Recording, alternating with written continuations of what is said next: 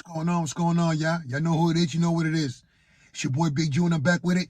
Here with another episode of Big June Sports Talk, where sports discussion becomes sports debates and so on and so on, man. Where we discuss the good, the bad, and the ugly. Everything and anything on the sports world, I touch on this platform, man. I want to apologize for the long delay in between episodes, but your boy Big June been dealing with a couple of, little nags and injuries and stuff like that. But either way, I'm back and, just glad I could do these episodes and get back to what I've been doing as far as this YouTube channel. Hopefully it'll grow and get more audience and more views and more likes and more subscribers. So do your boy a big favor and hit that like button, hit the subscribe button. And for this new year, your boy Big June he plans to go hard, and hopefully, God willing, my plan to come into fruition slowly but surely on our rising Big June Sports Talk. It is what it is, right? So, what an amazing wild card weekend it was. Everyone's seen that amazing finish between Jacksonville and the Chargers, right? So, with the next round being said, divisional round. But let's not take away from what the Giants accomplished against Minnesota, right? So, the road dogs, the road teams, handled their business on wild card weekend, right? When you look at all the matchups. So now, here we are in the divisional round. 2 games for us today, 2 games for us tomorrow. For all you lucky fans, who get to enjoy the game, your boy Big June will be at work today and tomorrow, but it is what it is, right? The show don't stop. So now, like I said, it's divisional weekend. And we're going to keep this off. I ain't even going to beat around the bush and give you this and tell you what's going on Rising and what's future episodes coming. I'm going to just get straight to it, man. Saturday, first game. Some would argue that it should have been the later game on that schedule for Saturday. But here we are, 3:30. Everyone waiting for Jacksonville versus Kansas City. So now, let's start with the spread. The spread is Kansas City minus 9.5. So let's slow down real fast. Let's slow that down real fast, right? I know you're thinking, 9.5? That's a lot of points to be given, right? And we all know how explosive that Kansas City offense is with Patrick Mahomes, Travis Kelce, and them leading the charge, right? But is this the same Jacksonville Jaguar team that they matched up with in the regular season? Both teams come in riding a 5-game winning streak. 6 if you include the thriller against the Chargers last week in the wild card weekend for the Jaguars, right? So now, everyone wants to know, can Jacksonville pull the upset? Can they go into Arrowhead Stadium, silence that crowd, and take it to Kansas City? It's going to be a good matchup, no matter how you look at it. Will we see Trevor Lawrence with the 4 interceptions, 4 turnovers once again? Was that a mirage? Or would the second half version of Trevor Lawrence step up for the entirety of this game? If they're going to compete, if they're going to knock off Kansas City, Trevor Lawrence will have to be on his A+ game, right? No turnovers, especially not 4. But when you look at this matchup, right? 2 of the things that I see real quick, and I'm going to get into both of them, is you're pinning 2 Super Bowl champion coaches against each other. 2 offensive-minded coaches against each other. 2 coaches who are familiar with each other's schemes and plays. And that's Andy Reid and Doug Peterson. So when you look at that matchup, and I mentioned it on a prior episode, when Jacksonville defeated my New York Jets, those adjustments that Doug Peterson made on the fly for Trevor Lawrence were insurmountable for the New York Jets to overcome. So now, we also seen the adjustments that he made in the second half of that wild card game. Can Doug Peterson put another trick out his hat with Trevor Lawrence? Could the Jaguars upset the Kansas City Chiefs? This is what we all want to know. I know my answer, and I'm going to say that it's going to be a good game. Honestly, I think it's going to be a good game. You know why? Because this is another thing that stuck out to me last week and throughout the winning streak for Jacksonville is that running game is real.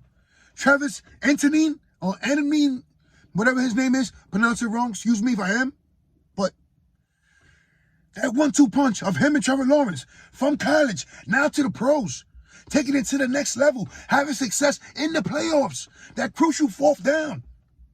But yet, If you realize that the offensive coordinator or Doug Peterson refused to stop calling plays as far as the running plays. So now, we all know Kansas City's defense isn't a stout defense. Isn't up there with Buffalo. Isn't up there with the 49ers. Or any spear as far as a solid defense, right? They bend but never break. Will they be able to contain Trevor Lawrence and the running back? Or will he run circles around that Kansas City rush defense? Now, when you look at the flip side, can Jacksonville contain Patrick Mahomes? Can they contain Travis Kelce? That whole offensive unit collectively, the wide receivers, Juju. Can they corral?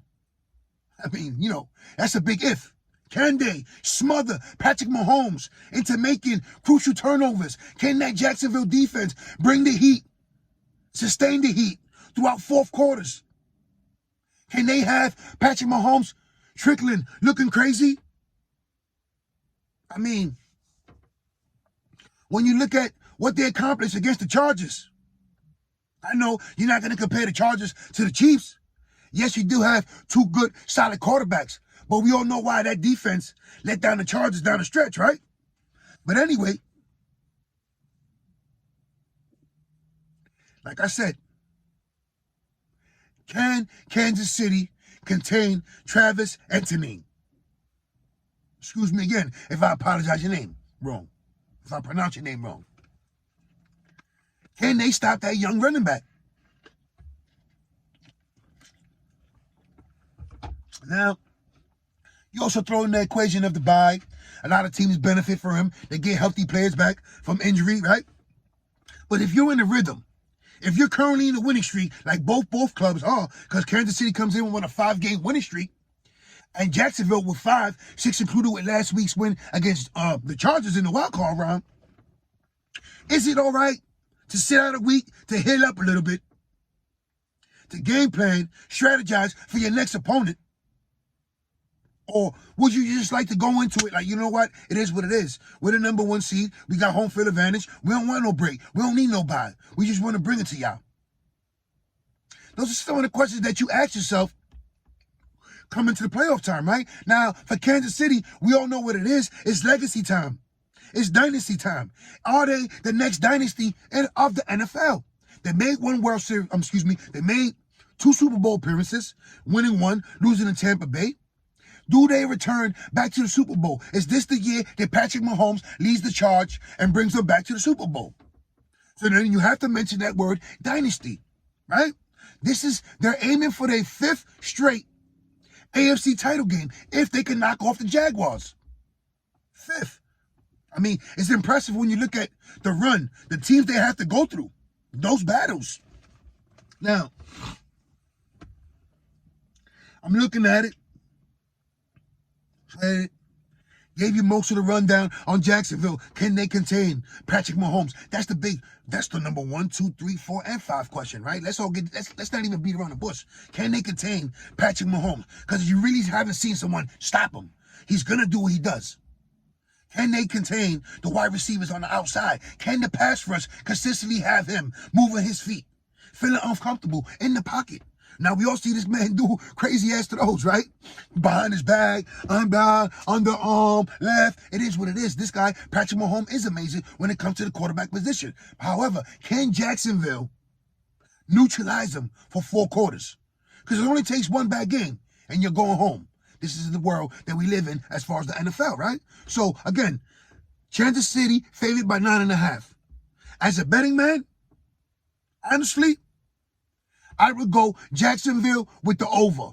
Because I see, in order to compete with Kansas City, you have to score points. That's first and foremost. But when you look at both defenses, both defenses have given up points. You see what happened to the Jacksonville Jaguars against the Chargers. And that can easily happen to them again real fast against the Kansas City Chiefs. However, we all see the Kansas City Chiefs give up points throughout this run with Andy Reid at the helm and Patrick Mahomes. So we do know that Kansas City defense does take a lot of hits, does bend. But we rarely see them break. Will this be the week? Will we be stunned again? I mean, This is a matchup that you could say is similar or to the terms of David and Goliath, right? Can David slay the Goliath? Can he slay the giant, which is the Kansas City Chiefs, the #1 seed in the AFC, right? So just looking at it, think about that real second, right? Now, I'm not even going to waste no time. I'm going to give you my predictions at the end of this episode. I gave you the first matchup between Kansas City and the Jacksonville Jaguars, right? So now, for the later game, what some might argue should have been the first game, you have two divisional foes going at it. You have Philadelphia Eagles versus the New York Giants, with Philadelphia favored by 7.5. Okay. So now, like I just mentioned, it's a divisional game. So these teams know each other real good, right? So you could throw away the playbook, throw away all the video, throw it away. This is what it is. This is the third matchup between these two teams.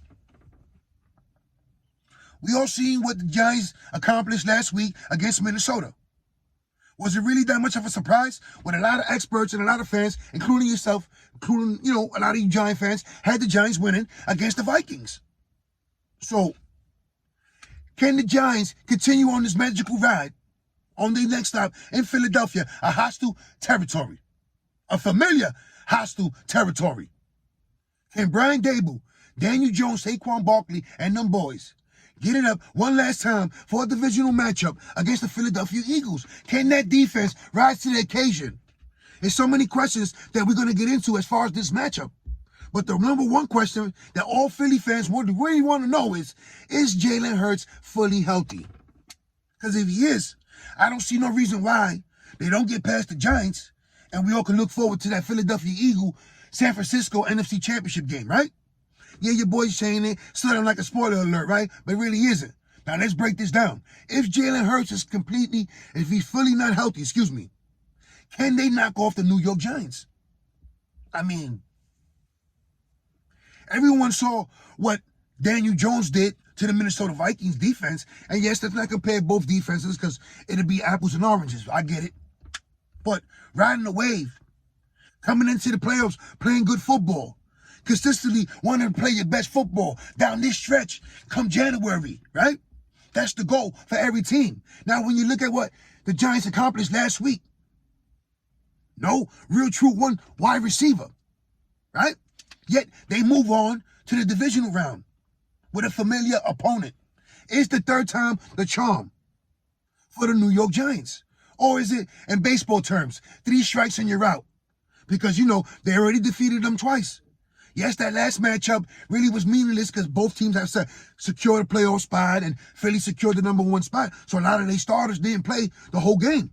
And that goes for both teams. So now, fast forward to the divisional round.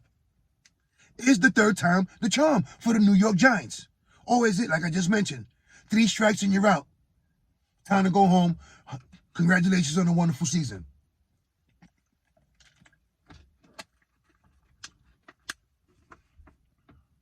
Now, when you look at the Eagles' defense, and it's been dominant from the pass rush to the linebackers to the secondary, all 3 phases of that defense is solid and have been solid throughout the whole season. That's led them to capturing the #1 seed, right?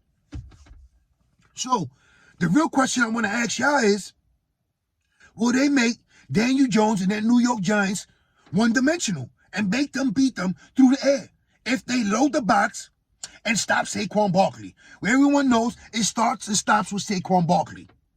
That offense goes as far as Saquon Barkley can go. So again, if they load the box, make Daniel Jones beat them through the air. Do the Giants have the weapons in place to take it to that type of matchup? So when you look at the Eagles defense, I'm pretty sure the game plan really is simple. Let's load the box. Let's stop Saquon Barkley. But also, do you have to have a spy to corral Daniel Jones? Because he has happy feet of his own. And we all seen the videos of him doing what he has to do.